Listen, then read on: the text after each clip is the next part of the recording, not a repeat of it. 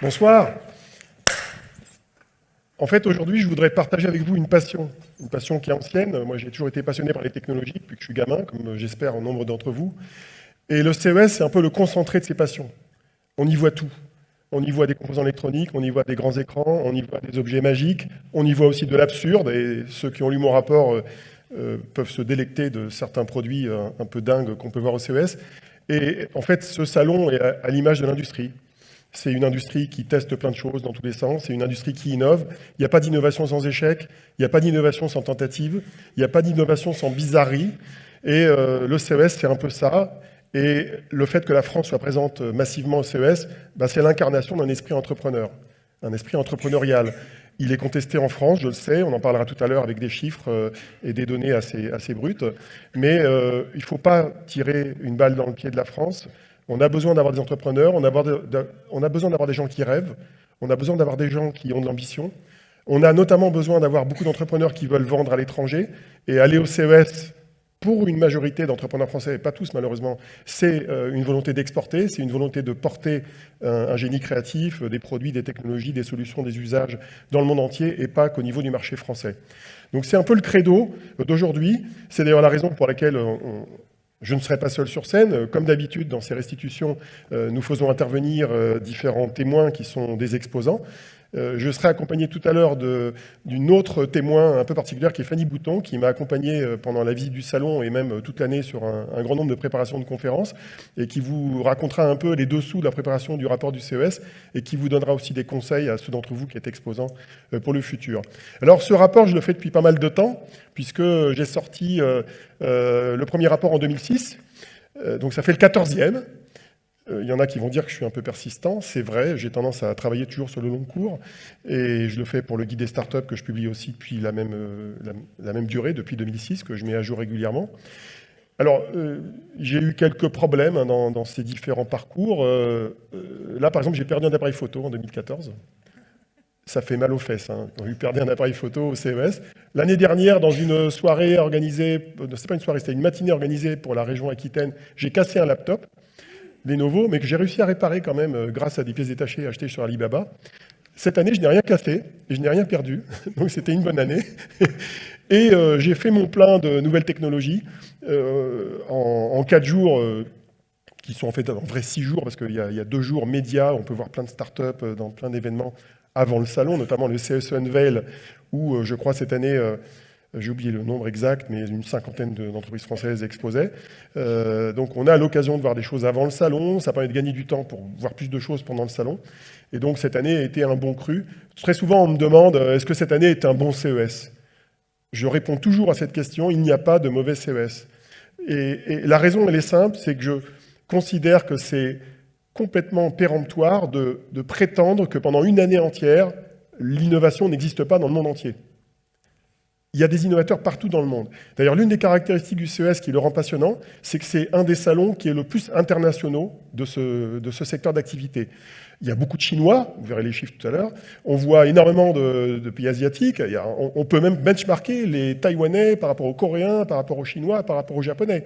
On peut benchmarker les pays européens entre eux. On peut benchmarker l'Amérique par rapport à l'Europe. Donc on a vraiment sous la main la diversité culturelle du monde, et c'est vraiment passionnant de voir comment les innovations émergent de différents pays pour des raisons différentes. Pour des raisons environnementales, Fukushima a généré certaines formes d'innovation autour de l'énergie au Japon, pour des raisons liées aux contraintes qu'on trouve dans les pays émergents ou des pays en voie de développement qui ont des problèmes au niveau de l'accès à l'éducation, à l'énergie, à tout un tas de questions. Le fait que la mobilité se développe plus en Chine et en Afrique, elle se développe historiquement dans les pays occidentaux. Tout ça, on le voit en visitant le salon. Donc, c'est très intéressant de regarder le salon avec des regards différents. On peut regarder un salon avec un regard de vendeur ou d'acheteur. Bon, ça, c'est tout classique. Ça sert à ça, un salon. C'est un salon pour faire du business. On peut le regarder avec un regard de technologue, parce qu'on aime bien les technologies.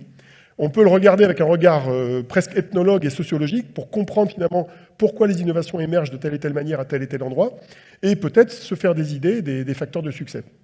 Il faut savoir aussi que le CES, comme tous les salons, mais celui-là peut-être plus que la moyenne, est un vrai salon d'expérimentation. On critique souvent le fait que nombre de produits sont présentés sur le salon qu'on ne verra jamais à la FNAC. La raison est simple, c'est que des entreprises testent des choses, elles le montrent, Et vous verrez, j'en ai 2 ou 3 exemples dans la présentation, il y a plein d'exemples de produits qui sont montrés, mais qui ne sont jamais vendus, pour des raisons qui ne sont même pas technologiques, qui sont en général des raisons économiques. Il y a des produits qu'on ne sait pas fabriquer à un coût raisonnable, donc qui ne sont pas vendus. Ou alors ils sont vendus uniquement en B2B, comme on dit, dans le monde professionnel.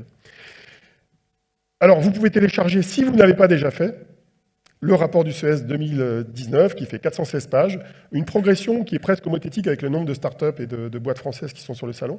437, hein, c'est mon dernier décompte. Vous pouvez toujours le télécharger, et je précise toujours, parce que c'est rare dans ce bas monde, qu'on peut télécharger le document sans donner d'email ou de donner quelque information que ce soit. Voilà. En gros, vos données ne m'intéressent pas. Non, en fait, si, ça m'intéresserait, mais je ne fais pas de marketing, je préfère donner le contenu.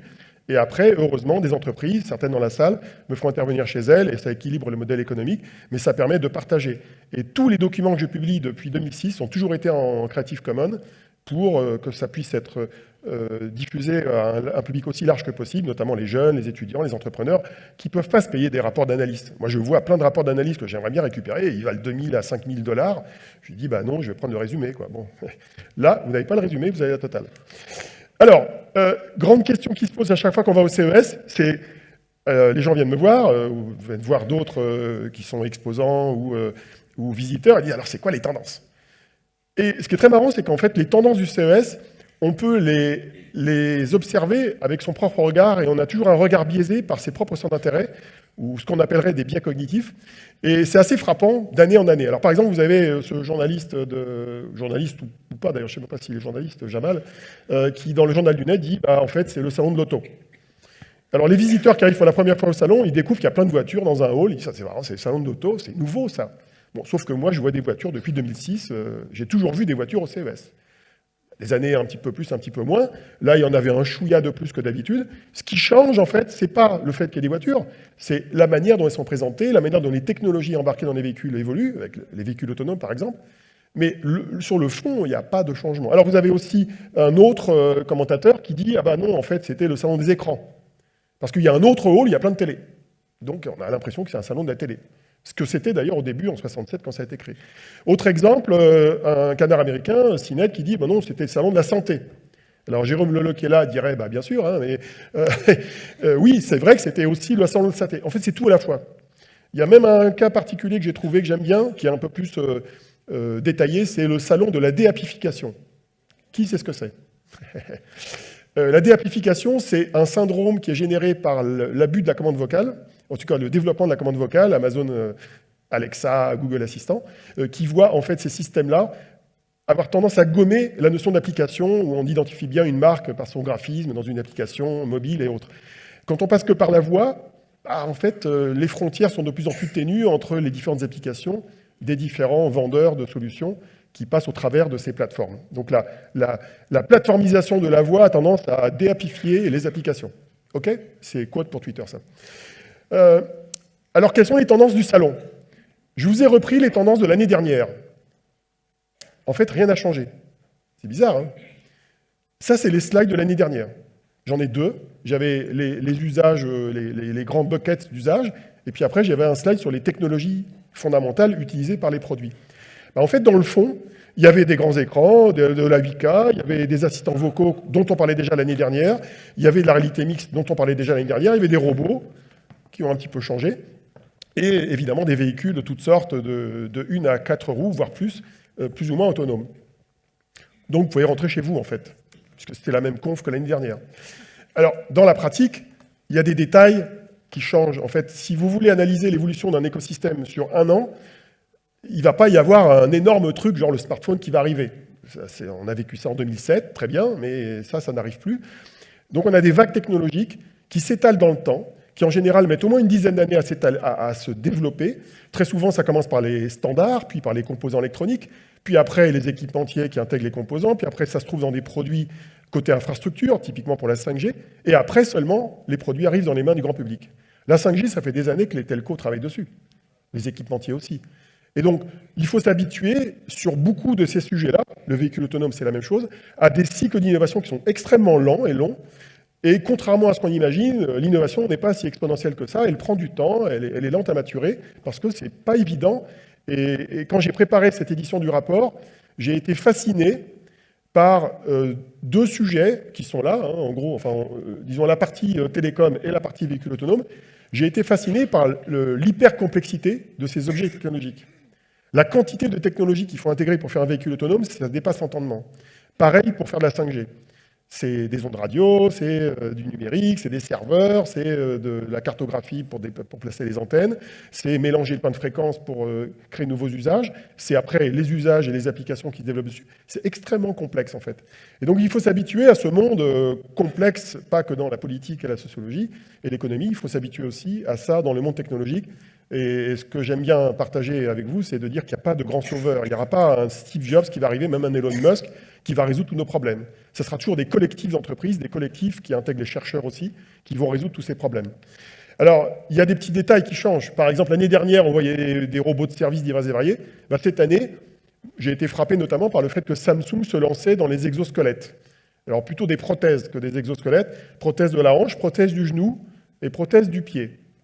Je ne sais pas si on peut prendre les trois à la fois chez Samsung. Il faut choisir sa pathologie, en fait, en gros.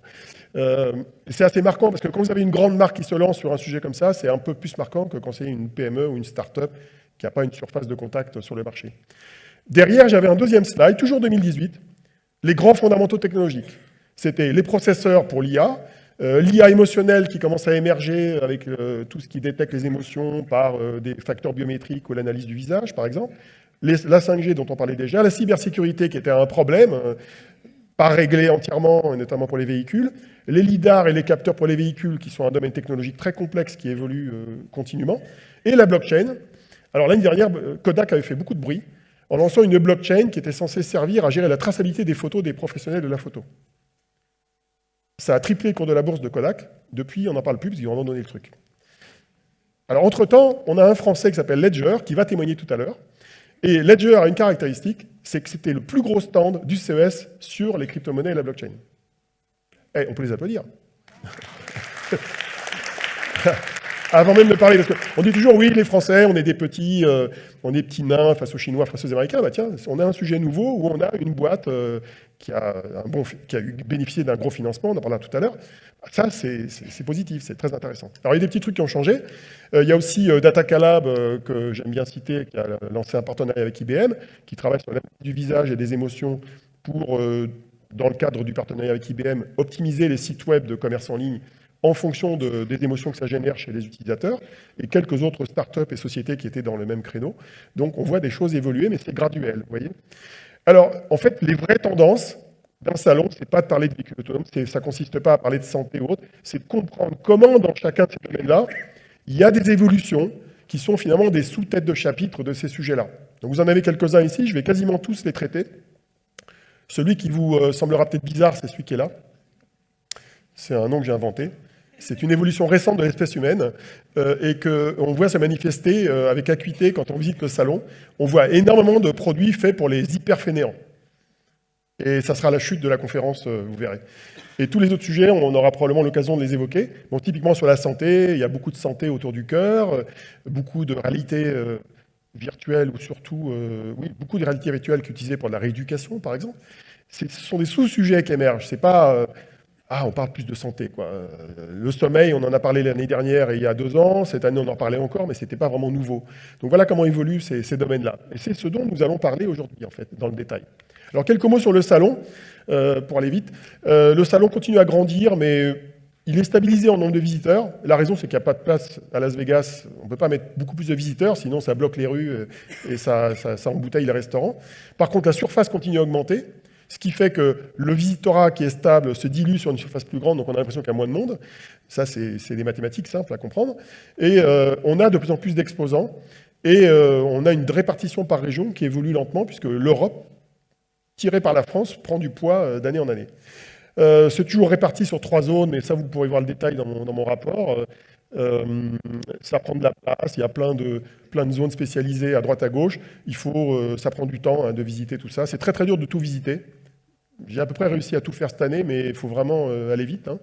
Il Il y a des conférences, par exemple, pour le monde de la communication et du marketing qui sont situées dans un hôtel où je ne vais jamais, parce que ce n'est pas vraiment une zone d'exposition, c'est une zone uniquement de conférences. Il faut savoir que le centre de convention de Las Vegas va s'agrandir. Les travaux ont commencé. Avec Fanny, on est passé devant. Hein, c'est une zone énorme qui est toute la zone qui est ici. Pour ceux qui connaissent, hein, qui sont déjà allés là-bas, ça c'est le LVCC comme on appelle, le Las Vegas Convention Center. Et ils sont en train de rajouter un hall qui est la taille de Central Hall qui va être ici, pour y mettre un bout du Sands, là où il y a les startups, etc. Et c'est que le début de l'extension. C'est des grands malades, hein, les Américains. Hein. Et ils ont un plan sur 20 ans pour agrandir Las Vegas, etc. Donc c'est assez marrant de voir comment la ville évolue aussi en fonction des besoins des salons, quoi. Alors,